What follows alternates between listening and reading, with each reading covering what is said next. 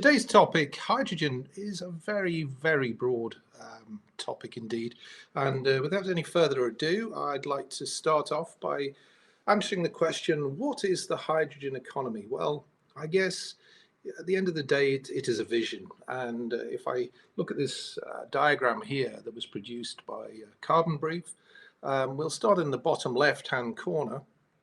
And I will note that this actually needs a little bit of replumbing. So if we start down here with the with oil and gas and coal, you can see that they're the inputs. Now they don't go straight to CCS. They actually go straight into the plant here, where we have methane steam reforming to generate hydrogen. That's how most hydrogen is produced today.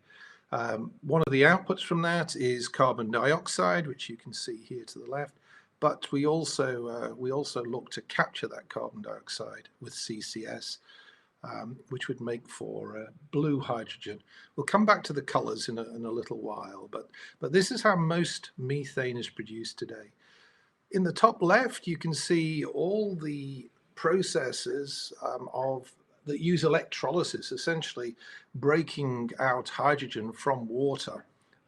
And we use the power or excess power that comes from solar farms, from wind farms, and from nuclear plants, to name three areas. There will be others in time, but these are kind of seen as being the main ones. And these two produce hydrogen. So with the hydrogen, we have to store the hydrogen. Here you can see surface storage. We'll talk about surface storage and underground storage. And from that, we basically then supply or turn the hydrogen, we burn it, turn it back into power, into electricity, which then goes to feed the grid.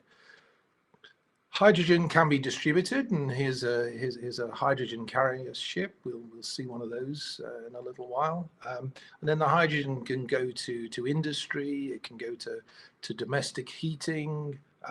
It can go essentially into transport. We'll take a long look at the different aspects of transport, whether they be planes, trains, ships, trucks, cars, etc. The fertilizer production is essentially the ammonia production, which is via the Haber-Bosch process, and we won't really talk about that in any great detail today.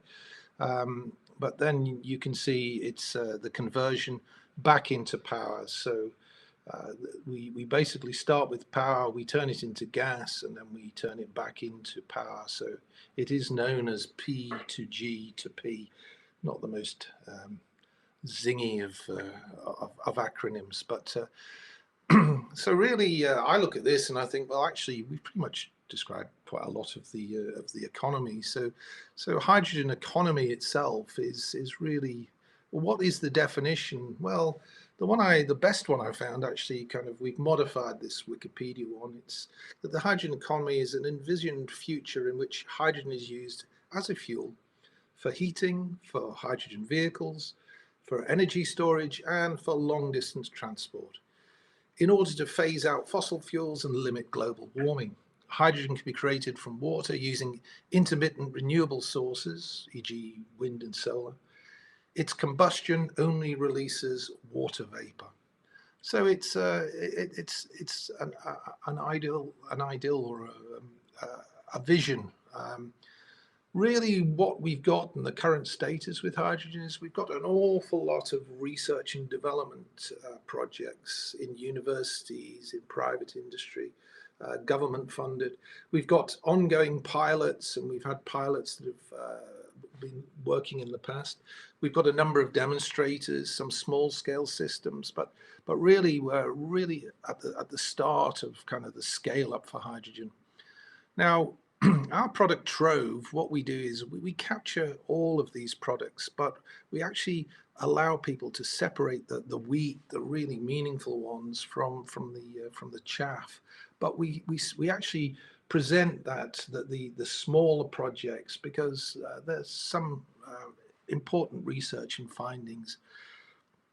We kind of separate reality and pragmatism from the sort of the headlines and the sort of the Fox News type headlines that we might see. But we also recognize the bottom line is that hydrogen is not a primary energy source. Hydrogen is about moving energy from where you produce it and using it elsewhere or storing it to be used elsewhere. And we'll go into the reasons why that is not a major primary subject. So hydrogen uses today, find different numbers out there, but we're using in the order of 80 to 90 million tons per annum.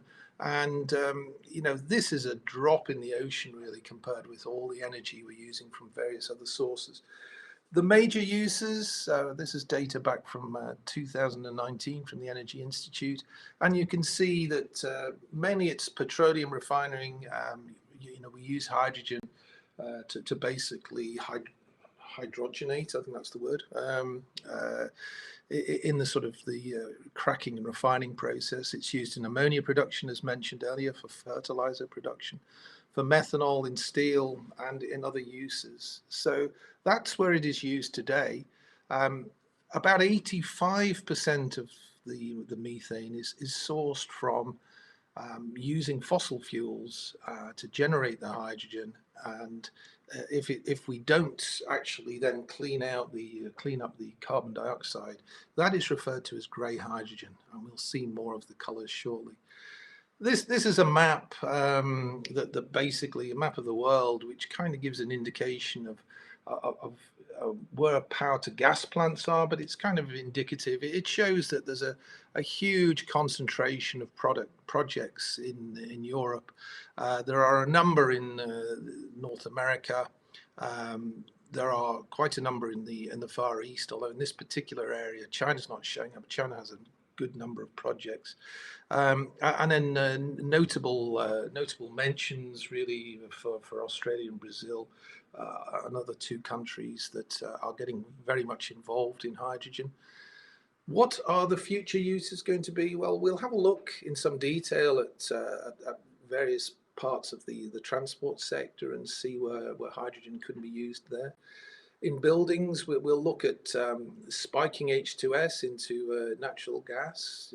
What happens when we do that? Can we substitute hydrogen and use it in that way in heating, etc.? And we'll look at storage and sort of note that hydrogen and ammonia, can be used to a degree in gas turbines, and we'll talk to that. So why hydrogen? Well, we know that hydrogen is colorless, it's odorless, it's the smallest molecule. It burns very, very easily. It produces only water vapor, so there are no greenhouse gases associated with it. And a number of other properties listed there. In essence, when we look and kind of judge popularity, this is kind of using Google's Books Ngram viewer. And so you just type in a word and you see, well, just how often that word has been used in all the publications that Google monitor worldwide. And you can see that hydrogen has kind of grown through the, I beg your pardon, let's put this on here. This shows the years. So, even back in the 1940s, people were talking about hydrogen. It seems to peak here around about the 1980s, and really in the last 20 years, hasn't been quite as many mentions of it. But at the same time, you can see that hydrogen fuel cell has really picked up here in the 1990s and had a little bit of a lull in the last decade or so, but perhaps is starting to turn up again. The word hydrogen economy was actually kind of very, very popular here back in the sort of the late 1970s, but then it has peaked in the late 70s, fallen away to around about the turn of the millennium, and then very, very popular, and then it's kind of declined again. So kind of interesting. So here's the proposition. Why don't we just use methane infrastructure, convert it all over to hydrogen, use hydrogen, run transport, run power generation, all the heating, let's run everything on hydrogen, and in one fell swoop, we've sorted climate change. Well, the rest of this talk is going to sort of show that, yes, there are opportunities, but there are some limitations and some challenges that have to be addressed for hydrogen. So There we go. So now we're going to kind of have a look at the types of hydrogen, the colors. So here's a list of all the colors we were able to find, and we've kind of ordered them where sort of the increasing emissions, really from green down to black. So if I start with at the top. So yeah, white is naturally occurring hydrogen. There isn't a lot, but there is some, so we've acknowledged that. Green is from the electrolysis of water, and so it's very, very clean and uses surplus renewable energy. Pink is powered by nuclear power. Again, it's very clean, it's electrolysis. Yellow, a term that's sometimes given to electrolysis using solar power. Blue, well, that's when we take grey, grey methane, which is from this steam reforming, and we capture the CO2 through carbon capture and storage. That's blue hydrogen, and it is a lot cleaner than of course, than grey. Turquoise is a particular type where it's methane pyrolysis, which only produces hydrogen and solid carbon, so it doesn't go into the atmosphere. And then we have brown and black for the lignites and bituminous coals, which are used in the gasification. Another one that really doesn't fit into this is sort of biomass, and we can either leave biomass to ferment and degrade and produces lots of methane and carbon dioxide, which goes into the atmosphere, or by collecting it and actually capturing that and converting it into hydrogen and then capturing the associated carbon dioxide. We can actually get another source of hydrogen. Biomass, we kind of think maybe sort of fits in at this point here, although there's an argument that it actually stops natural CO2 and methane emissions. What do these sources all have in common? Well, they all but one, and the one exception being actually the naturally occurring hydrogen, all but one are multi-step processes, and they all have considerable efficiency losses on the way, and we'll have a look at those. We want to simplify everything down here, so taking all the colors that we talked to just a minute ago, essentially we'll just ignore those, and really we're talking about green, which is using electrolysis of water and surplus renewable energy. Blue is essentially from fossil fuels but with carbon capture, and grey is from fossil fuels without carbon capture. So the reality of climate change, and these are very bold statements I actually saw on a video online, and our values state that, well, the atmosphere is critical for life, but economically the atmosphere is a free and open sewer. Now we discharge into the seas and into the oceans, but there are charges associated with it, standards to be met.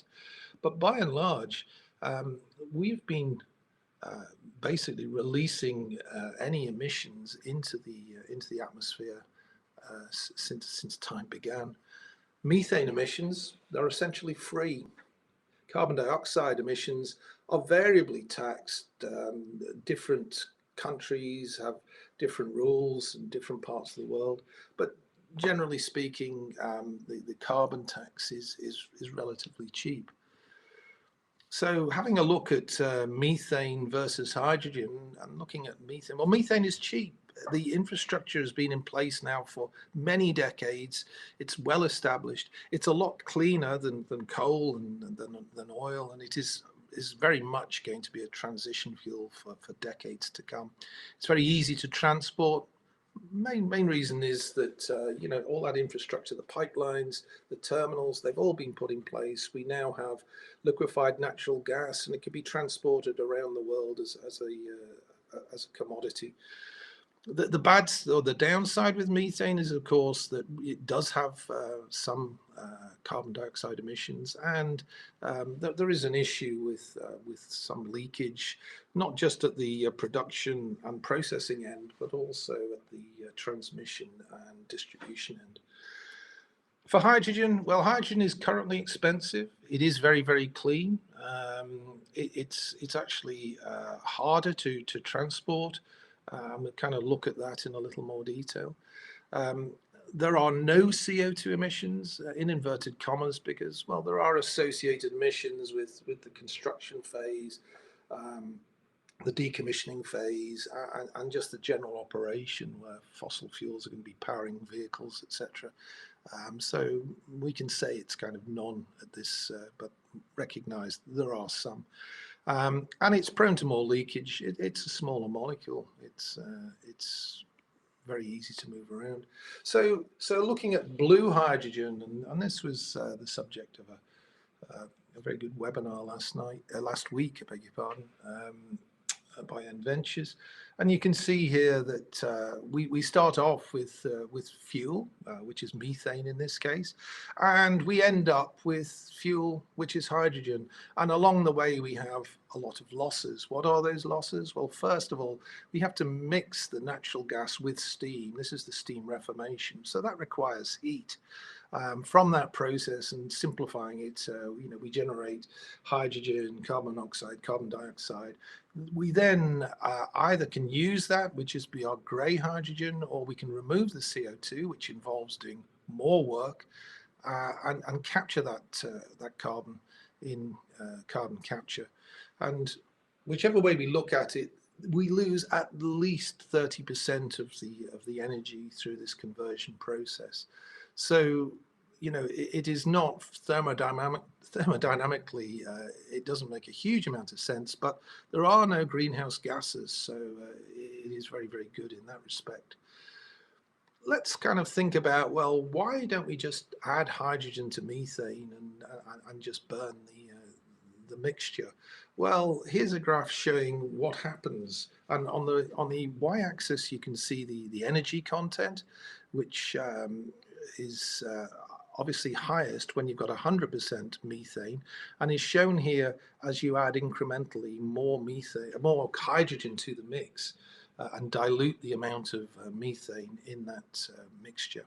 So we've highlighted here in green bars that yes, 100% methane, 90% methane, 10% hydrogen, and then finally 80% methane and 20% hydrogen.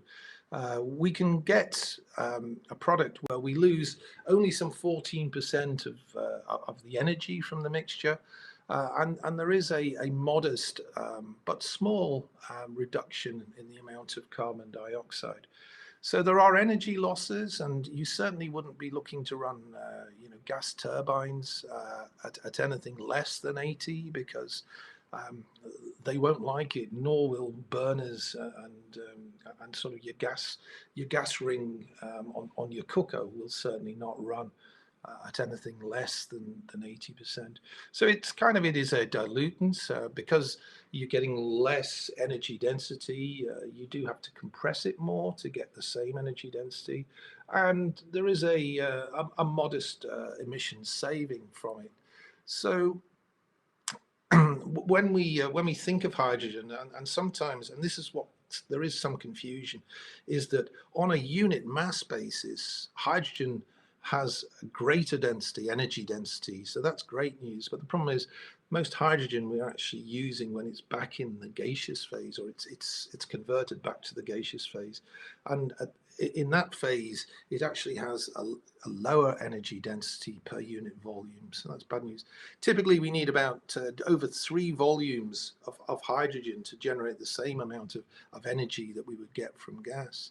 So more compression is required, which means higher pressures, which means putting in work and putting in energy to make that happen. There is more pipe friction. It's a small thing, but I've had it in here. There would be a tendency to be more leaks, because it is the smallest of molecules, and consequently there are problems for the burners and turbines with just using hydrogen. Now that can all be fixed, but there is a huge capital cost associated with upgrading all of the infrastructure. Hydrogen has a very, very wide explosive range.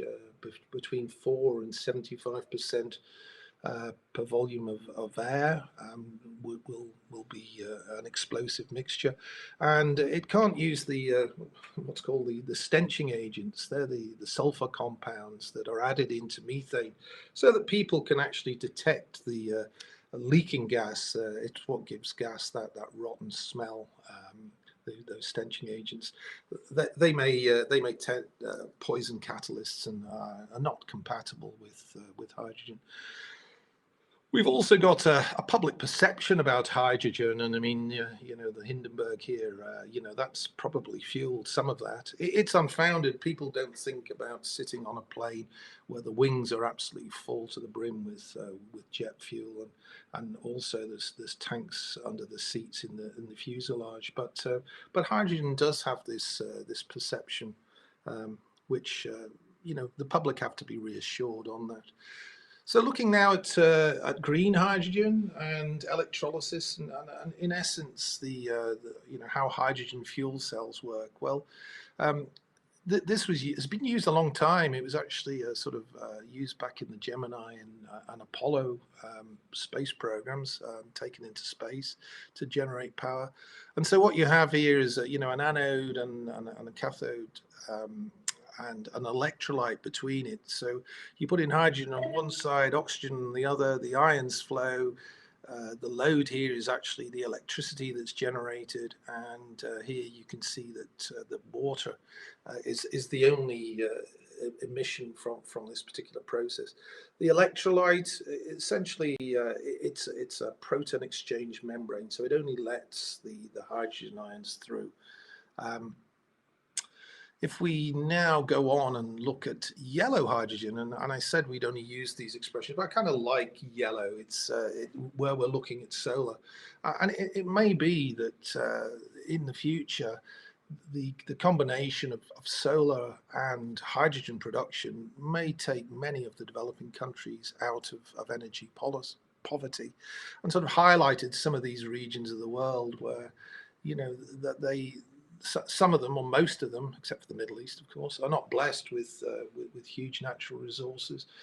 So having this potential would be very, very good. The relative cost of the various greys and blues and green hydrogen is shown here. And so, you know, one is double the other, and green is kind of treble. Now, this is from a recent report by Fit Solutions, but where it's going to go is going to be, it's going to be interesting to see what comes out of COP26 and the potential carbon tax and global initiatives to basically change that. So just a quick aside and talk about pollution, and this is a great shot because many people would look at this and see it as pollution. Of course, these are cooling towers, and the only gas that's coming out of those is actually water vapor. So water vapor is a greenhouse gas, but it's not really a major pollutant. Very fast cycle for it. So it's not all about fossil fuels, though 80% of total greenhouse gas emissions are from energy production and consumption. You can see there's things like sulfur hexafluoride. You know, that's used in as an insulator in switchgear. You know, that there is something, some people say that, yeah, that's increasing with the use of wind turbines, but it really is overstated.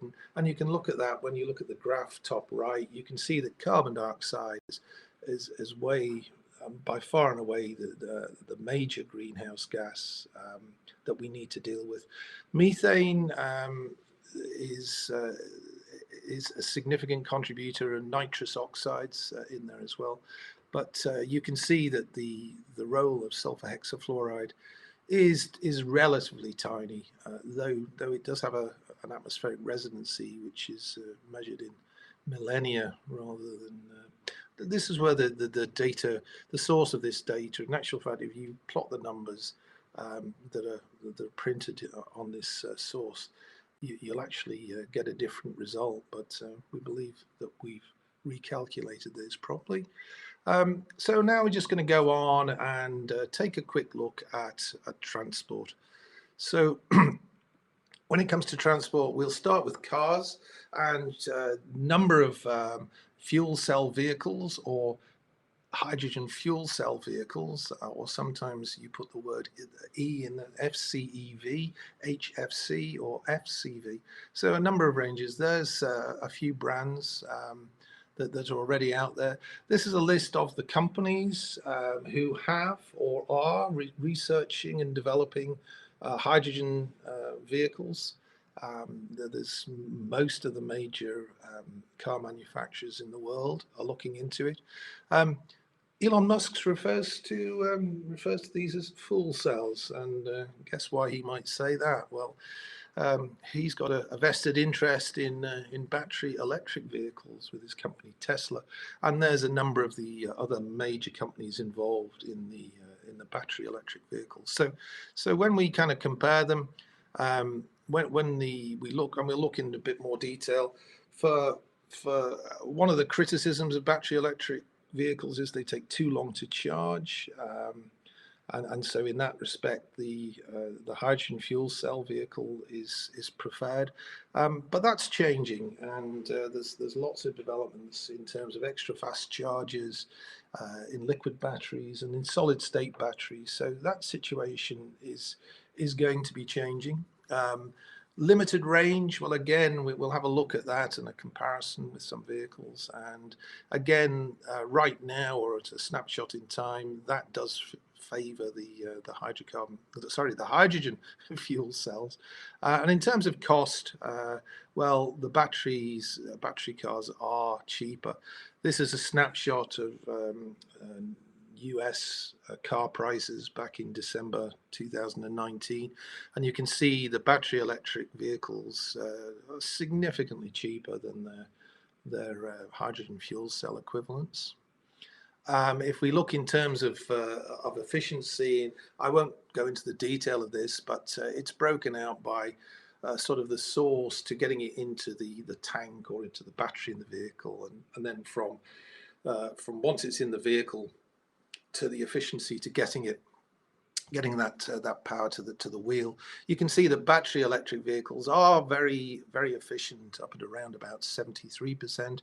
A typical hydrogen fuel cell car would be around about 22%, so significantly less efficient than a battery car, but still significantly more efficient than the equivalent petrol and diesel cars. So there are definitely benefits with HFCs, but right now on this metric alone, BEVs looking to be very, very efficient. When we look at range, excuse me, here are some quoted ranges for FCVs, and sorry, I've changed the three-letter acronym there, I've just noticed, but they're both are used. Battery electric don't have the same range currently, but things are changing quickly. The big differentiator, I guess, is the lack of hydrogen infrastructure. We can illustrate that over in California. So the map on the left shows all the green dots show the hydrogen stations, and there are only 44 of them on this map. At the same time, and this was a couple of years ago, there were over 1,600 electric chargers, battery chargers. And across the US, around about that sort of same point in time, there was over 150,000 what we'd call petrol stations or gas stations. You can imagine the scenario where you set out for a weekend from San Francisco and drive over to Mono Lake on the other side of Yosemite. You could do it in any of the vehicles. Pretty much, but once you got there, you'd be at least 100 miles away from the nearest hydrogen charging point. So, something's going to have to change, and that will change in time. Looking at battery electric vehicles, there is a diminishing return for increased battery capacity, and the reason is because batteries are very, very heavy, and as the weight goes up, it kind of comes to a point where here measured in terms of range, you start approaching a limit. Now, battery electric vehicles have had a head start, and Tesla in particular control about 60% of the United States electric vehicle market. But bear in mind that that's only actually 2% of the entire US car market. So though they're way ahead, there is an opportunity for hydrogen to catch up. With more hydrogen stations and more hydrogen cars, there will be economies of scales, and they'll result in lower costs. I think in time, it's possible that certainly in some of the sunnier parts, we might actually see solar panels and small electrolysis units actually alongside existing petrol station and actually making hydrogen on site. So that can be a sort of distributed network. One thing that we really don't want to see is, and kind of it's inevitable really, that we may see a period of time that we've got petrol stations, hydrogen stations, and battery chargers, and I don't think that's particularly efficient when we look at the sort of what we're trying to achieve here in terms of climate change. Looking now at trucks, we can see that certainly for forklift trucks, there is a lot. They've doubled between 2016 and today. There's over 25,000 of them worldwide. Hydrogen fueled trucks, their range and their refueling time is kind of similar to diesel trucks. So essentially they can compete, and over time the running costs are a lot less. So anywhere where you have a sort of a depot and you can bring a lot of hydrogen to one place and distribute it, locally, very, very locally, then it makes an awful lot of sense to be looking at hydrogen. And there'll be a lot of developments with hydrogen trucking over the next few years. In 2019 alone, China added over 10,000 hydrogen trucks to its fleet. And buses, well, there are numerous places in the world where buses are being either trialed or actually have gone into commercial use, including here in Aberdeen, where I'm speaking from. And you can see here that later this year we're going to actually see the hydrogen buses actually are going to be used extensively at the Olympic Games. For planes, Airbus are targeting having commercial net zero hydrogen plane by 2030. There's already Zero Avia. I've got a 6-seater which can do up to 500-mile range. But conscious of the fact that the limitation is that jet fuel has got a higher energy density than hydrogen. It's well established. It may be one of the higher hanging fruits. Certainly commendable that we're looking into it, but we do have something established there. Trains, well, again, the concentrated distribution. When trains go to a terminal at night, they can all be refueled from a central hydrogen source. They can be recharged a lot quicker than a battery equivalent. And we already see this train here is the Alstom, built by Alstom, and has been running in Germany since 2018, with other countries to follow shortly. Now, in terms of boats and ships, this is actually a hydrogen carrier, and we'll actually see another picture of it later on. But you can see there's actually only these 2 containers actually that contain hydrogen.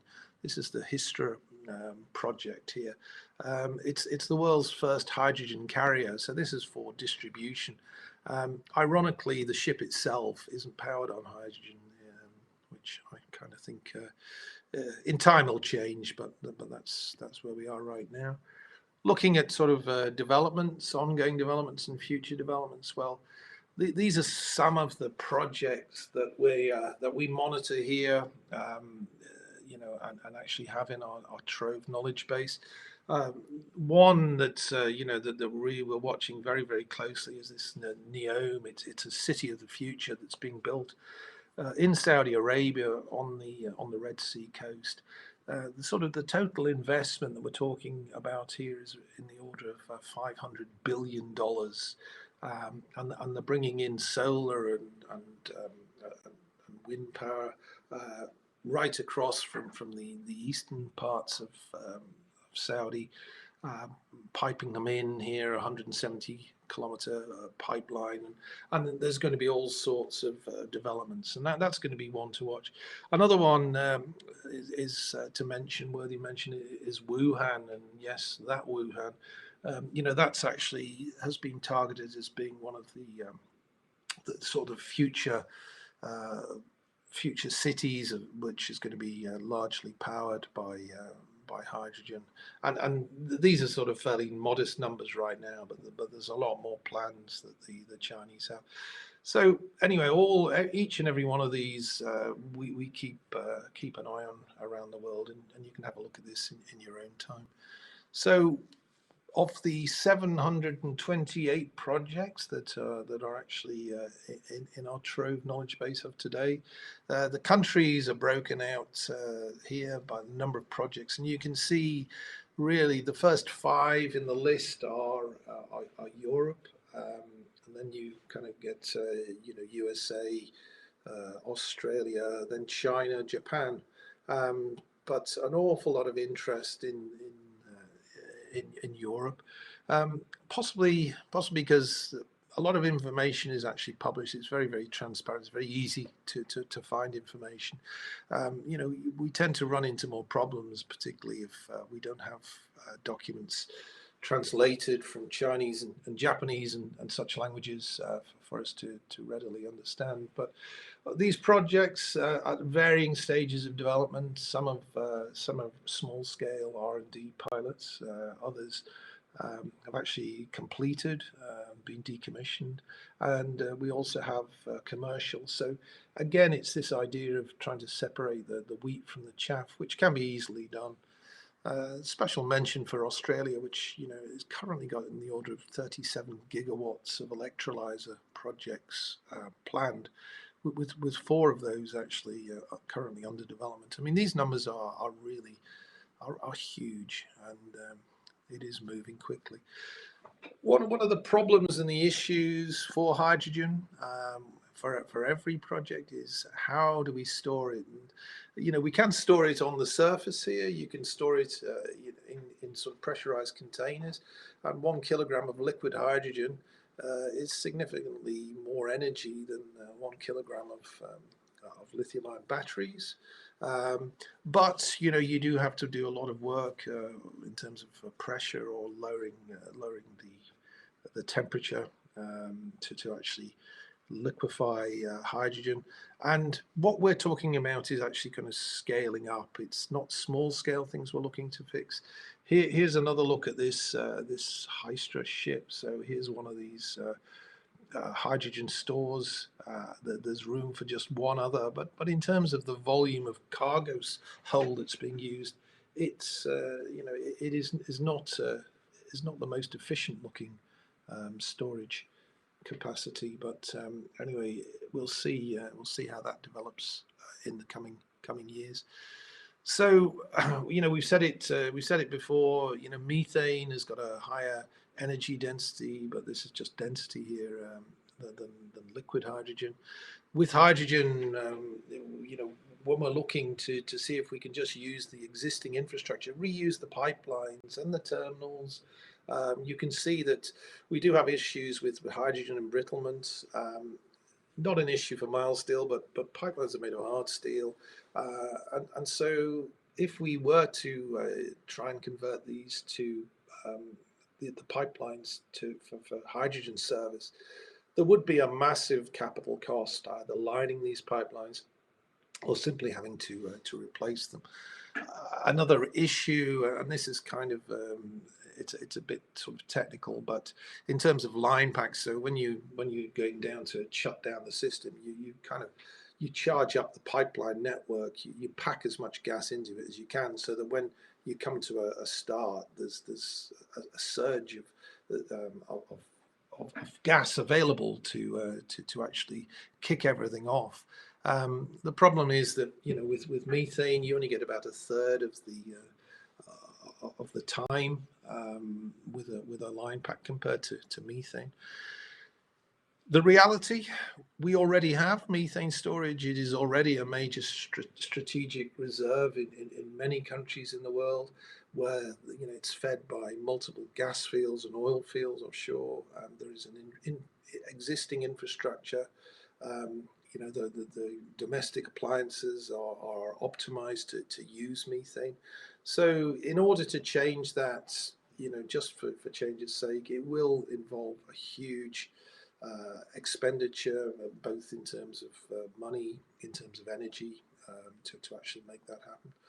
And hydrogen will struggle to compete with methane due to the high cost of electrolyzers and expensive storage costs, and that can only really change if there is a sort of a punitive carbon tax that is basically set by governments and kind of globally as well.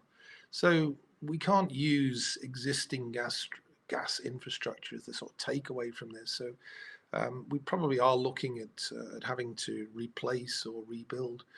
Now, one of the when we start talking about scale, we want to look at this one, and this was used in last week's webinar on geothermal energy, and all of our webinars are available online. If you haven't seen them, you just simply sign up for the webinar and you'll be able to watch those in your own time. We discussed last week that electricity, the peaks here are winter, the troughs are summer, and we know that in Scotland here we've managed to create or generate most of our power for electricity from solar, from wind, from renewable sources. Transport we've talked about at some length, and you can see that that's one of the areas that is yet to be tackled significantly. In your own time, you can actually have a look at the impact of lockdown back here. But for heating, this is gas, and you can see this winter demand and peak. So what we'd really be looking to do is actually generate and store excess hydrogen that could actually be used in the winter time. So that's the challenge for us. So large-scale energy storage on the grid. If we look at battery farms or battery banks, you tend to want to discharge batteries in hours or days. If we're actually looking for hydrogen storage, and that's power to gas to power, then we're looking for somewhere where we can store it for weeks or months, so that we can use it in times of highest demand. Can we scale up storage on grid? Well, there are ongoing demonstrators. The H100 projects ongoing at the minute are looking into that. But in terms of bulk storage, we're probably looking to store underground.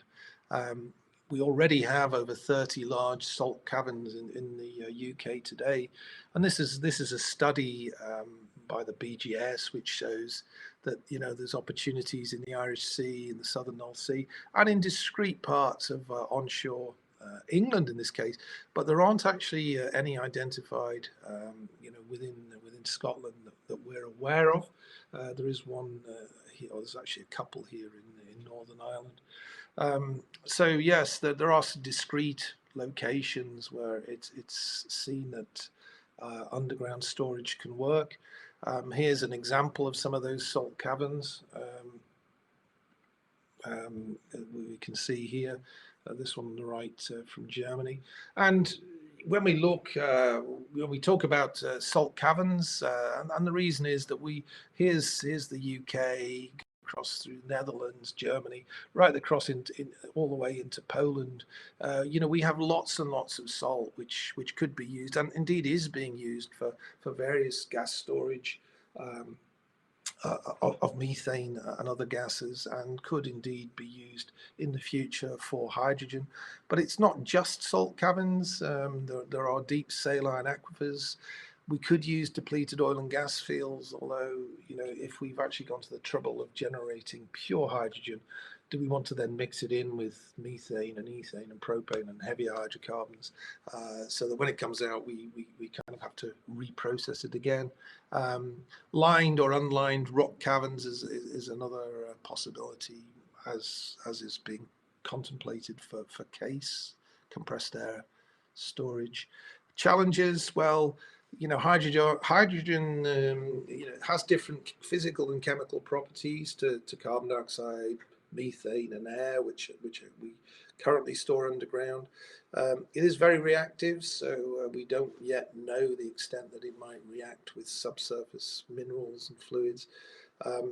The growth of hydrogen-consuming microbes in the subsurface is an ongoing topic of study to understand, and also the containment issues associated with repeated injection reproduction cycles, challenging the integrity of your your salt cavern.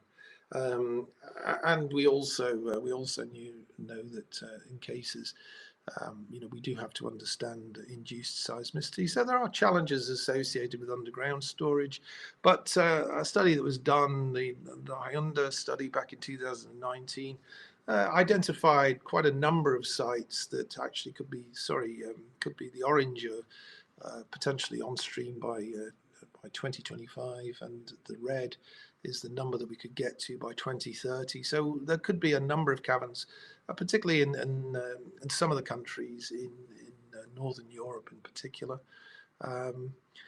Why salt caverns? Well, we've got a proven track record for storing methane and other gases. They offer flexibility when operated on a highly cyclical basis. There's a generally low proportion of cushion gas, and this sort of shows you'd have hydrogen at the top here, and then you'd have a cushion gas underneath that. And generally speaking, salt caverns are clean, unlike depleted hydrocarbon fields. So that's a look at the underground storage and storage issues, which are still being addressed. It's a fast-moving area. What I'd like to just look at now briefly, these are all the projects and the sizes of projects that we have within TROVE. And I basically just cut off the bottom of the graph there, and you can see that the first and the one and only project that was greater than 1 megawatt electric was this project here back in 2005. But you can see that really it's been within this last decade that all projects of any size have really started to appear, and they are projected to go on into the for the next decade here to 2030. We can see here, we've got 4 orders of magnitude in terms of the size. So we are starting to see the scale up of hydrogen, and its growth is going to be exponential. There is no doubt. So, so finally, some conclusions. Well, hydrogen does have a place in the future. There is no doubt, and in particular areas where we focus, there are some great solutions that involve hydrogen. There are other solutions which may favour different forms of energy.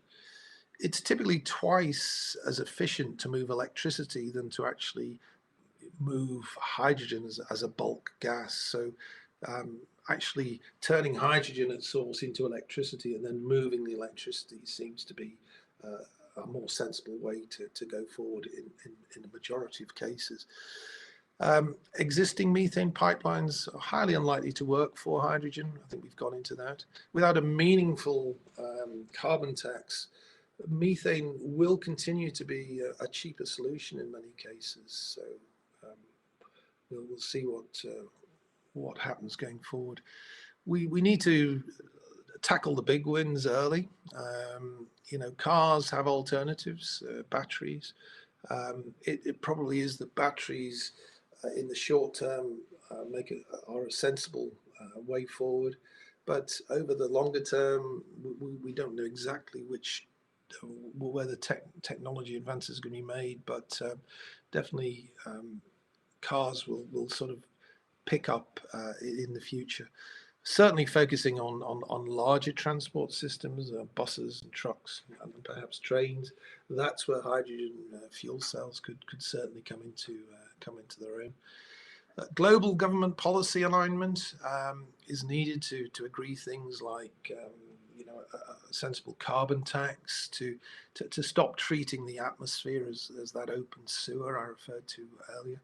And to initiate the infrastructure development, it's going to take a huge amount of capital. So that really needs to be funded from major public sources. Private industry can't afford to that sort of investment burden on its own. COP26 may well determine the future, the rate and the extent of hydrogen production. And I've got to say, if you want to find useful data fast, use TROVE. And with that, I just want to very, very quickly go through a quick look at TROVE.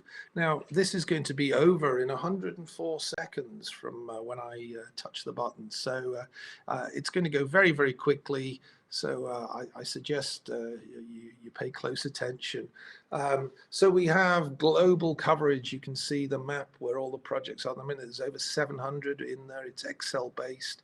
We have over 50 countries involved. It's an app where you simply push buttons and click. It's been developed. We have charts that we can look at and dashboards and slices that you can slice and dice the system in any which way you want. Looking at some of the 700 projects, some of them just here listed alphabetically, you can see that for each of them, lots and lots of information. And this is a click of a button away from finding information on each and every one of these projects, the 700 projects we have in TROVE.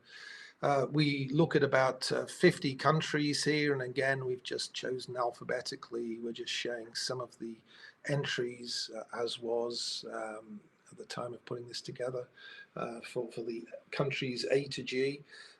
In terms of the data that we hold, well, it's all information is all held in a sort of a flat file, so it's a table with dates and capacities and owners, location information, the source of the hydrogen, the capacity, and much more besides. And it's simply click to navigate. And with that, I thank you very much for your time and your attention, and I hand back to Rose. Thank you.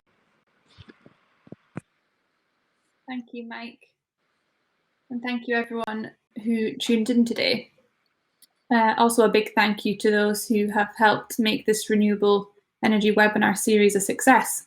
So if you wish to see anything specific from us in the future, get in touch by emailing info@troverenewables.com.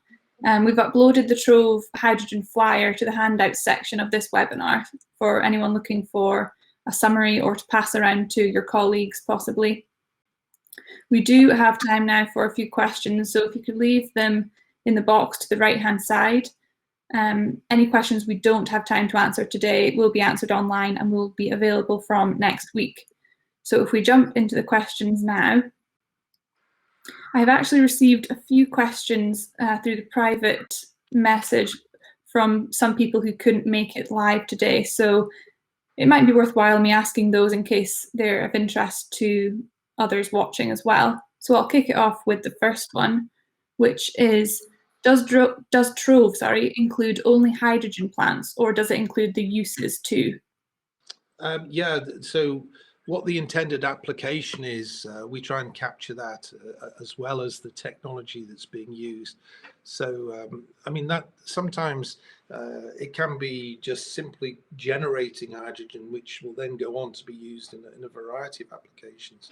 But yes, we do capture it. So you could go through TROVE and you could find every case of cars. Where in the world are we seeing car projects, or trucks, or forklift trucks, or that sort of thing. So it can be sliced and diced in whatever way people want. Thanks, Mike. I also have one more here. What sector do you see as the key target for hydrogen?